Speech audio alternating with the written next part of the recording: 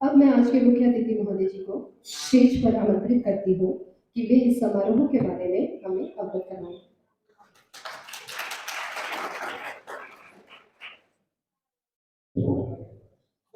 Principal, Women Senior Secondary School Kuki, and other staff members और their students. जैसे कि आपको विदित है, आज हम यहाँ रोड सेफ्टी क्लब की तरफ से जो एक जागरूकता कार्यक्रम आयोजित किया जा रहा था आपके विद्यालय में, उसके समापन समारोह के लिए यहाँ एकत्रित हुए हैं। सर्वप्रथम मैं अपनी तरफ से आप सबको बधाई देना चाहूँगा। जैसे प्रिंसिपल महोदय ने अवगत करवाया कि आपके अध्यापकगण और आप लोग मिलजुल के जो एक्टिविटीज़ कर रहे हैं उस पर आप डिस्ट्रिक्ट लेवल पे और इवन की स्टेट लेवल तक पार्टिसिपेट करके आए हुए हैं, तो ये हमारे क्षेत्र के लिए एक गौरव का विषय है। इसके लिए मैं सभी अध्यापक, प्रिंसिपल और बच्चों को सर्वप्रथम अपनी तरफ से बधाई प्रेषित करना चाहूँगा। आपको बहुत बहुत बधाई। और मुझे आशा है कि आप सिर्फ जिस क्षेत्र में अभी अच्छा कार्य कर रहे हैं उसके अलावा अपनी पढ़ाई और अन्य क्षेत्रों में भी इसी तरह आगे बढ़ेंगे। ये आपसे मेरा अनुरोध भी और अपेक्षा भी रहेगी कि आप सभी क्षेत्रों में जो है वो अपना बेस्ट, जितना बेस्ट दे पाए उतना बेस्ट आप दें। और इसके बाद अब बात करेंगे आज का जो विषय है उस पर। तो जैसे कि बताया गया 20 तारीख से लेकर 30 तारीख तक रोड सेफ्टी क्लब की तरफ से विभिन्न तरह के यहाँ पे कार्यक्रम आयोजित किए गए, जैसे कि पेंटिंग, स्लोगन राइटिंग, डेक्लामेशन एक्सेट्रा। तो सर्वप्रथम तो मैं आपसे ये जानना चाहूंगा कि रोड सेफ्टी के बारे में आप लोगों ने क्या क्या सीखा।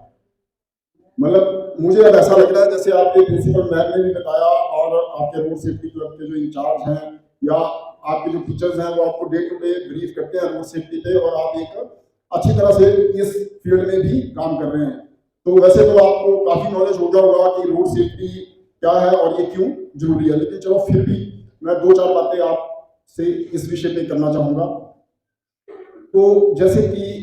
आप सभी जानते हैं कि हमारे जो भी कार्य हैं उनको हम अच्छी तरह से करें, ये सोसाइटी हमारे से अपेक्षित करती है। मतलब हर किसी का हमारे से यही अपेक्षा रहती है कि हमारा जो भी काम हो हम उसको अच्छे से करें। मतलब जब से हमारे समाज की रचना हुई, अगर आप हिस्टोरिकल पीरियड में भी देखें तो अपेक्षा ये रहती थी कि हम अपनी तरफ से जो भी कार्य करें वो अच्छा करें, लेकिन कारणवश हम उस तरह परफॉर्म नहीं कर पाते हैं। उसके पीछे डिफरेंट रीजन होते हैं। फिर क्या हुआ, अगर आप हिस्टोरिकल टाइम से लेके अब तक के कुछ रूल रेगुलेशन पढ़ने लग पड़े कि हम ये काम करेंगे तो उसके लिए इन नियमों का पालन करना पड़ेगा। तो इसी तरह रोड सेफ्टी के जो ओरिजिनेट हुआ, रोड सेफ्टी क्लब या रोड सेफ्टी का विषय, वो भी कुछ एक सरकार द्वारा नियम बनाए गए कि जो वाहन चालक हैं वो किस तरह वाहन चलाएंगे, या जो मैन्युफैक्चरर हैं जो वाहन बनाते हैं वो किस तरह के सेफ्टी स्टैंडर्ड्स बनाएंगे। तो उसको लेकर सरकार द्वारा कुछ नियम बनाए गए जो हम सब पे बाइंडिंग थे, मतलब हमें उनको ओबे करना था, उनको मानना था। तो उसके लेके फर्स्ट टाइम जो है वो मोटर व्हीकल एक्ट आया हमारा 1988। उसमें भी आ गया, जैसे आपके, मैं सॉरी बोलना भूल गया, बच्चों ने नुक्कड़ नाटक जो किया वो भी बहुत अच्छा था। उसमें उन्होंने जो हमारी आज के मेन रोड सेफ्टी को लेके विषय है उनको बड़ी अच्छी तरह से यहाँ आपके सामने प्रेजेंट किया। तो वो मोटर व्हीकल एक्ट में आ गया कि जी आप टू व्हीलर ड्राइव करेंगे तो आपको हेलमेट पहनना जरूरी होगा, आप फोर व्हीलर ड्राइव करेंगे तो आपको कुछ और करना पड़ेगा। ये सारी चीजें इसलिए बनाई गई ताकि हम जब व्हीकल ड्राइव कर रहे हों तो हमारी भी सेफ्टी हो, और साथ में जहाँ से हम व्हीकल ड्राइव कर रहे हैं उसके आसपास में अगर कोई लोग जा रहे हैं या वहाँ हैं तो वो भी सेफ रहे। तो इसी तरह सरकार की तरफ से नियम बनाए गए और ये अपेक्षा की गई कि इनका पालन किया जाएगा। अगर कोई पालन नहीं करेगा तो उसके लिए कुछ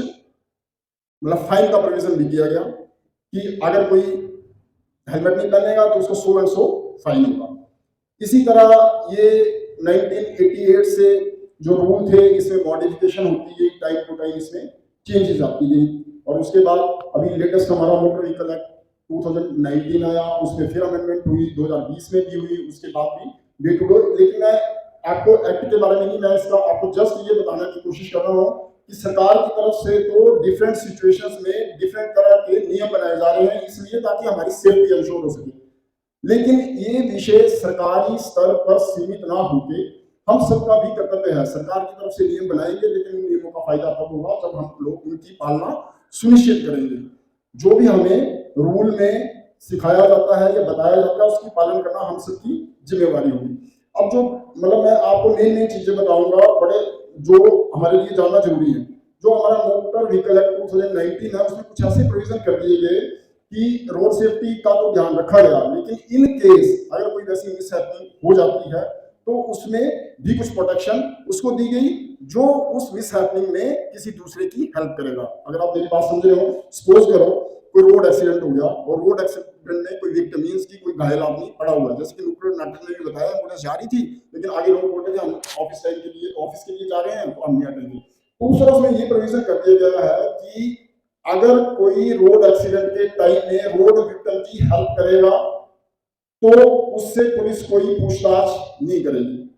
ठीक है जी, अगर उसकी हेल्प करके आप उसको हॉस्पिटलाइज करवाते हैं तो पहले पिछले टाइम में ऐसे होता था कि लोग इस वजह से भी हेल्प नहीं करना चाहते थे कि उसमें एज अ विटनेस प्रोड्यूस किया जाता था पुलिस की तरफ से उस आदमी को जो रोड एक्सीडेंट के टाइम में हेल्पिंग हैंड प्रूव होता था। लेकिन अब इसमें एक स्पेशल प्रोविजन कर दिया गया हुआ है कि इस तरह का अगर कोई हेल्प करता है तो वो विलिंगली अगर कोई स्टेटमेंट देना चाहेगा तो देगा, अदरवाइज उसको एनफोर्स नहीं किया जाएगा, वो उसको हॉस्पिटलाइज करके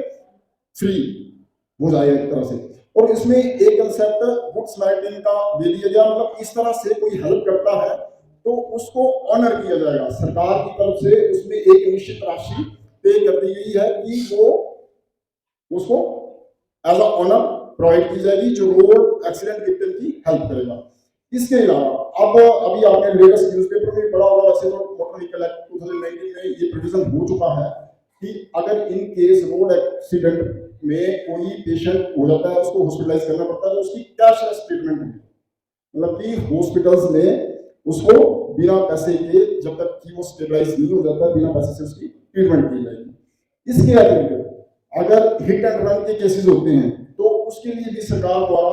ऐसा है कि कई बार वाहन चालक जो है वो हिट करते हैं आदमी को और फिर भाग जाते हैं, तो उसके लिए इंक्वायरी तो एक सेपरेट स्टेप है, वो बड़ी पहले से है, लेकिन अब हिट एंड रन केसेस में भी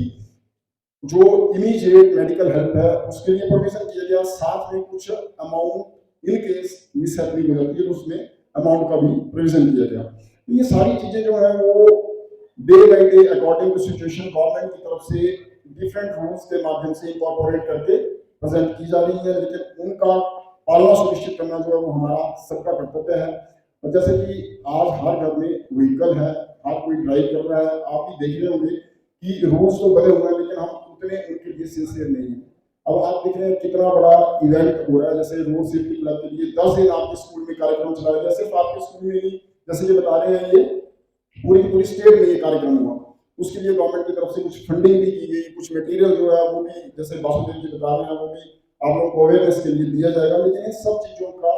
तभी फायदा हो पाएगा अगर हम खुद तो पालना सुनिश्चित करें जो नियम है, लेकिन उससे अतिरिक्त आस पास या अपने फैमिली मेंबर जो हैं उनसे भी अनुरोध करें कि वो भी उन नियमों की पालना सुनिश्चित करें, क्योंकि अगर हम नियमों की पालना सुनिश्चित करेंगे तो ना कि हम सुरक्षित रहेंगे बल्कि हम बाकी लोगों को भी सुरक्षित रख पाने में सहयोग करेंगे उसमें। तो आजकल जो रोड सेफ्टी क्लब या मोटर व्हीकल फील्ड में सबसे बड़ा चैलेंज है, आप लोग भी देख रहे होंगे हमारे जो यंगस्टर्स हैं, जो यंग बच्चे हैं, वो टू व्हीलर बाइक्स लेके इतनी मतलब फास्ट स्पीड से चलते हैं कि वो अपने लिए तो नुकसान करते हैं लेकिन साथ में और जो सड़क पे चल रहे होते हैं या और जो गुजर रहे होते हैं उनके लिए भी एक खतरा। आप न्यूज़पेपर्स में देख रहे होंगे डे टू डे रोड इसी तरह बाइक एक्सीडेंट्स के एक दो केसेस जो है हर एरिया में रिपोर्ट हो रहे हैं, उसमें कैजुअलिटीज भी हो रही है। तो मेरा आप सबसे स्पेशली अनुरोध ये रहेगा कि आपके घर में कोई भी जो ड्राइव करता है उससे ये रिक्वेस्ट करें कि vehicle with in limited speed drive करें और अदरवाइज और भी जो सेफ्टी नॉर्म्स हैं उनका पालन सुनिश्चित करें, ताकि हम जैसे कि बच्चों ने भी बताया कि हमारी जिंदगी जो है वो अनमोल जिंदगी है, तो हम उनका अनमोल जिंदगी जो है उसको सुरक्षित रख पाने में अपना कहीं ना कहीं योगदान दे पाए। तो आप सब लोगों से अंत में फिर ये अपेक्षा भी रहेगी, अनुरोध भी रहेगा कि आप जो भी इस क्लब के माध्यम से या अन्य सोर्सेज से इंफॉर्मेशन